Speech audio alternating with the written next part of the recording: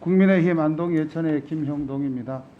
오후에 그래도 정책 질의가 좀 이어지다가 다시 보충 질의에서 좀 의혹 내지 확인 안 된 내용 가지고 소모전이 되는 것도 좀 안타깝습니다. 그래 오후에 몇 가지 질의에서 나온 말씀들 중에 한번 후보자 한번 확인해 봐 주십시오. PT나 이거 준비가 안 돼서 그런데 한동훈 딸 이름으로 기부 안 했다는데 그 동그라미가 돼 있었습니다. 그때 써진 것은 뭡니까?라고 모 위원께서 물어봤을 때 후보자께서 한국 3M인 것 같습니다라고 답을 하신 거 맞죠? 예, 제가 보기엔 그렇게 추측돼서 그리고 뭐 기사에 지금 많이 나와 있어요. 그리고 후보자께서 문서에 분명히 영리법인이라고 쓰여 있지 않습니까?라고 재확인을 해주셨잖아요. 제가 그러니까 그걸 보고 제가 그렇게 추측한 겁니다. 누구나 봐도 그 밑에 보면 영리법인 되어 있으니까 한국 3M이다 이렇게 답을 하신 것 같고, 또 한동훈 따님이 후보자 따님이 2만 시간이나 되는 봉사 시간 했다는데 뭐 2만 시간이면 사실 불가능한 숫자겠죠. 그래서 이 부분에 대해서 이게 가능하냐고 물었을 때 후보자께서 밑에 영어로 그러니까 단체 오가니제이션이라고 쓰여 있듯이 봉사단체의 전체 봉사 시간입니다. 맞습니까? 제가 전에는 안 봤는데 여기 PPT 띄우는 거 보니까 허그 오가니제이션이라고 돼 있었어요. 예, 그렇습니다. 저도 잘은 모릅니다만 게르티 원칙 이 부분도 뭐 어떻게 보면은 하나의 기준이기 때문에 용어나 원칙에 대해서는 어느 정도 합의된 정의 규정이 있지 않겠습니까? 뭐 본 의원이 봤을 때도 이 부분도 질의할 때 명확한 정의 규정만 확인하고 물어본다면 후보자도 답하는데 크게 어려움이 없을 것으로 또 우리 국민들이 보시기에도 그거는 수긍이 간다 이렇게 될 것 같은데 이런 부분이 정리가 안 됐다는 거죠. 또 정말 좀 이게 희화화되는 그런 상황인데 이모랑 한동훈 딸이 논문 공동 저자로 올라져 있는데 이모 도움을 받은 거 아닙니까? 누가 물어보셨어요? 그 후보자께서 이런 말씀하셨어요.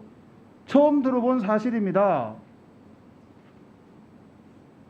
그때 이제 여기 기사에 나온 거 이렇게 되어 있습니다. 알고 보니 그 따님의 이모가 아니라 이모 교수, 뭐 공저다 이렇게 또 언론 기사에 나왔습니다. 그 이모하고 논문을 공동으로 쓴 적이 있습니까, 따님이? 제가 물어보니까 없다고 하고요. 예, 처음 듣는 저는 얘기라서 한 겁니다. 어떤 기초적인 내용이나 이런 부분에 대해서 너무 이 국민이 보시는 청문회장에서 특히 예전에 여야가 바뀌었을 때 저희도 뭐 이 발언 요약본을 다 가지고 있습니다. 굳이 언급하지 않겠습니다. 해봐야 제 얼굴에 춤 뱉는 거기 때문에요. 적어도 확인이 됐던 내용이나 굳이 물을 필요가 없던 내용은 청문회장을 국민이 다 보고 계시니까 좀 정책의 장으로 이끌어갔으면 하는 그런 나름대로의 의견을 밝힙니다. 본 질의에서 물어봤던 내용에 대해서 한번 확인하겠습니다. 국민들이 또 궁금해하는 게 성남 FC 의혹 사건 아시잖아요, 그죠? 그런 사건이 있는 건 알고 있습니다. 이게 보면은 지청 내에 지청장하고 수사검사 간의 갈등 문제 이상으로 사건 내용도 굉장히 흔히 말해서 성남 FC가 기부를 받으면서 성남시가 큰 대기업 네이버를 포함해 가지고 많은 기업들에게 페이버를 줬다는 그런 사건인데 어떻습니까? 바뀐 검수완박법에 따르면 이 사건 수사할 수 있습니까? 의원님, 제가 어떤 특정한 사건을 앞두고 그 후보자로서 말씀드리는 건 어렵지만 검수완박법이 아직 시행되기까지는 4개월의 유예기간이 있기 때문에 기존에 있었던 사건은 사건 수사를 진행할 수 있다고 일반론적으로 말씀드리겠습니다. 예, 알겠습니다. 국민들이 이 부분에 대해서 엄격한 수사를 원하고 있다라는 그런 말씀을 드리고요. 또 이 당시에 시장이셨던 이재명 후보가 지금 인천으로 출마를 가셨어요. 자기 고향을 버리고. 만약에 당선되시더라도 이 부분에 대한 수사는 계속 진행되는 겁니까? 의원님, 제가 특정인이나 특정 사건을 가지고 말씀드리는 게 좀 어렵다는 사람을 점을 전제로 이해해 하는 건 주십시오. 아닙니다. 부정이 있었는지 여부에 대해서 확인하는 절차를 거칠 거냐 이걸 여쭤보는 겁니다. 누구든지 누구를 막론하고 죄가 있다면 처벌받아야 되는 거고요. 그건 예, 일반 원리입니다. 알겠습니다. 이른바 아까 제가 여쭤봤던 성남시 대장동 사건의 기사입니다.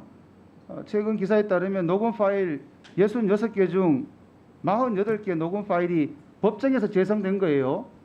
법정에서 만약에 수사 혐의가 어떤 범죄 혐의가 단서가 발견됐을 때 이 부분에 대해서도 수사가 가능합니까? 그 사건을 전제하지 않고 말씀드리면 범죄 단서는 수사의 단서는 뭐든 될 수 있습니다. 그 검수완박이라는 제도가 도입됐을 때도 그 법원에서 이런 위증이나 단서가